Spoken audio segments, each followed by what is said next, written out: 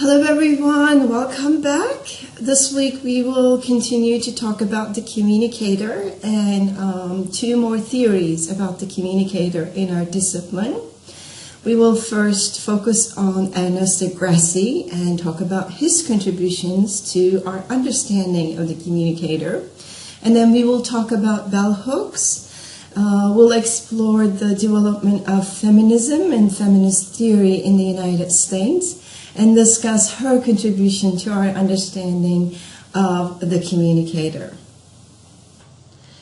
In order to understand Grassi's approach to rhetoric, we first need to understand German idealism and Italian humanism. Now we are going to put into use what we have learned about the positivist paradigm here, because German idealism is a perfect reflection of positivist thinking that dominated a good portion of our modern history, approximately from the 17th century to the 20th century, and is still dominant in various areas of research, such as medical science. Let's briefly remember what we have talked about the scientific paradigm earlier in our semester. Positivist or scientific approach, we said, is based on objective knowledge. It assumes that objective knowledge is possible and it values rationalism and scientific thought. Reason is the preferred tool for comprehending reality in this approach. It seeks self-evident and universally valid answers, and it sees language just as a tool to communicate that universal reality. Grassi critiques this approach, especially when it comes to philosophy. He says this approach constrains what can be studied and how it can be studied in philosophy. The scientific paradigm, he says, seeks to discover the principles, but does not examine the source of those principles, which is language. In other words, he says, it ignores the role of language in creating reality, especially social reality. It is concerned with universals, but not with individual cases. Consequently, this paradigm ignores the concrete details of the situation, which Grassi thinks are very important. He also critiques this paradigm for its focuses on quantification. As we talked about before, this paradigm uses quantitative studies to discover those universal rules and laws. So there is this focus on quantifying things, using numbers, measuring things. And for Grassi, this is one of the shortcomings of the paradigm. Grassi's theory is rooted in a philosophical movement called humanism. Studies of humanity began in the 15th century, as you read in your books. Scholars in this area studied and analyzed the ancient texts. They tried to understand what was happening to the people in ancient times and how they were responding to those things that were happening around them. These scholars quickly came to realize that the world that they were trying to understand was only accessible to them through language, through the texts they were studying. So they come to see these texts as a way of knowing about the human condition, as a way of understanding that human condition, and as a way of creating and constructing reality. So what was happening to the people in ancient times were only accessible to us, to these scholars, through the texts that they created. Beyond that, we did not have any direct access to that reality they were experiencing. History is a good example of this way of thinking. If you think about your history classes back in college or in high school, you will be able to relate to this example too. History is about understanding the past experiences of others as expressed through a particular author's account. That experience can never be free of time, free of space, free of the individual who originally experienced that event, or or free of the author who is telling the story of that experience. So this reality, this knowledge that we gain through studying history can never be universal. It is very particular, it is very subjective. The text that is relating the story is important. The content of this text is important. The form of this text is important. The eloquence of this text is important. The style of this text is very important. And all of those elements have an impact on how we understand what actually took place in the past. Of course, Grassi is not the first one who thinks this way. There is an 18th century philosopher named Vico. He says the same things.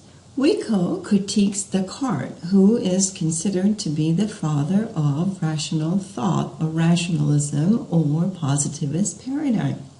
He says that the search for universal truths fragments knowledge. It gives us only a fragmented view, but never the whole picture. This is unnatural and not the right way of approaching human life or understanding it. He further argues that the world is not first thought with intellect, but felt through passion and senses. We do not sit around and think about the world and then understand it. On the contrary, we first feel it and experience it, and then we give a meaning to this experience, we code it in a language, and we tell the story about that experience to others, he says. So Grassi's understanding of rhetoric is heavily influenced by this way of thinking. Grassi's theory of rhetoric starts with the argument that particular events, objects, or situations arise in human life, and they require or demand or create specific responses. We first respond to them through our senses, Grassi says. Then the event or our responses to it become the property of language and mental work. We think about it. We make connections between that event and the other events that we have experienced before. We interpret it. We give a label and meaning to it, then talk about it, tell a story, write a poem, give a speech, write a paper on it, and only through communicating about those experiences become accessible to others. Ingenium is an important concept in Grassi's theory of rhetoric.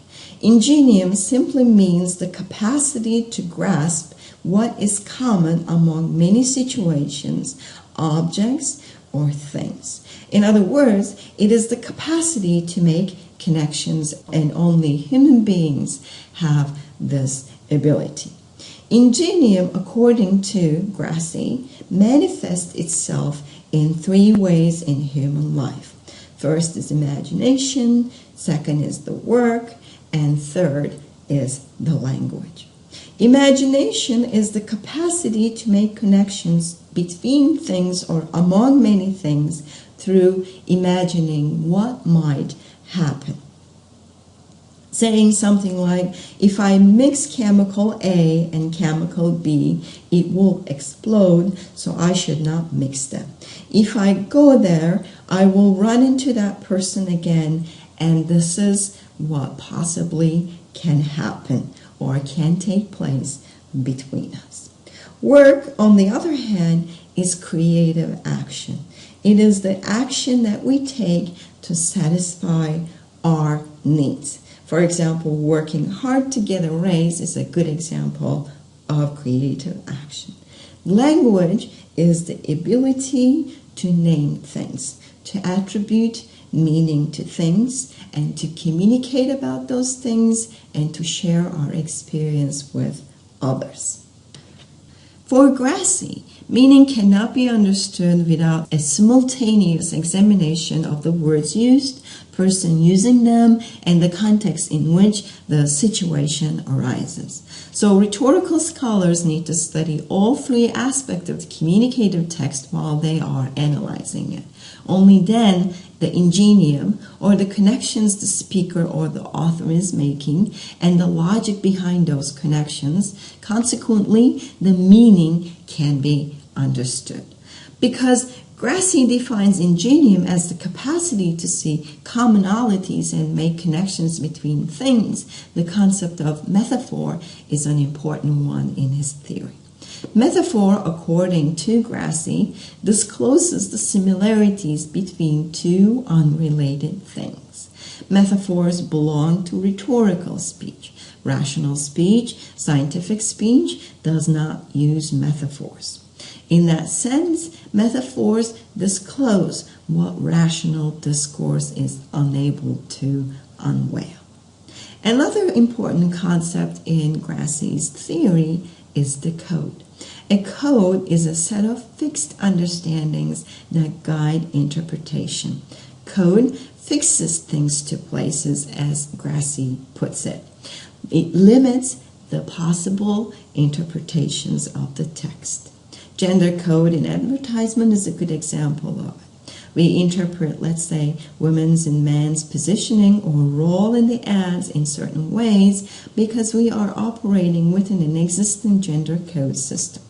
So a rhetorical scholar examining a communicative text and using Grassi's approach to it will examine first the context, the situation, second the words used to communicate and coded, then the person who is using them. And then she or he will explore the meaning of the text through exploring the ingenium. In other words, the connections the person is making between things and why he may be making those connections. This way, he can try to discover the logic operating behind the text. While doing that, he will pay specific attention to the metaphors and codes that are operating in the text. For example, if a rhetorical scholar is examining Martin Luther King's "I Have a Dream" speech, he will first examine the historical context within which the speech was written and delivered. He probably will talk about the civil rights era and its specific conditions. Then he will explore the speaker, Martin Luther King. Who is he? Where is he coming from? What is his role, his specific role? What about his experiences? What about his observations, desires, goals, dreams, etc.? Then he will examine the speech itself, the words, the metaphors Martin Luther King is using, and the things, events, experiences, feelings, emotions those metaphors are connecting. And then the code systems that make what the speech is saying meaningful to his listeners.